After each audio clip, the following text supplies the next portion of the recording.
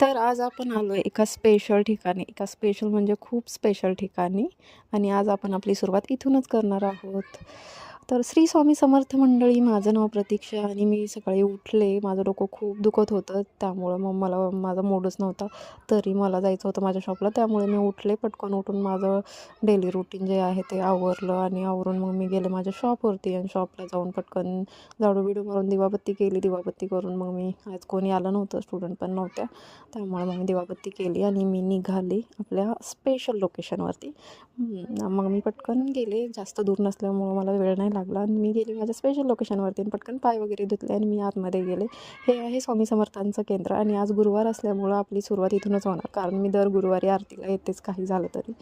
आणि पटकन मी आले आणि दर्शन वगैरे घेऊन मी बसले, कारण माझ्या फ्रेंडने ऑलरेडी माझ्यासाठी जागा पकडली होती. मी त्याच्या साईडलाच जाऊन बसले आणि मग मी माझी दिवसाची सुरुवात अशी केली. आणि खरंच स्वामींवरती विश्वास ठेवून बघा, खरंच म्हणजे खरंच स्वामी खूप प्रचिती आणतात आणि मला तर म्हणजे खूप चांगला अनुभव आहे स्वामींचा.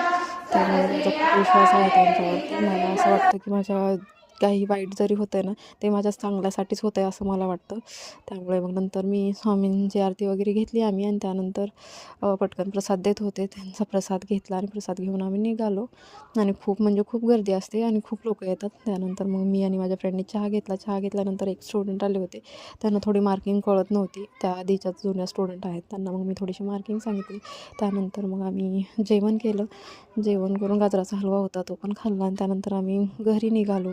घरी जाऊन मला स्वामीचरित्र वाचायचं होतं आणि असा होता माझा आजचा दिवस. बाय.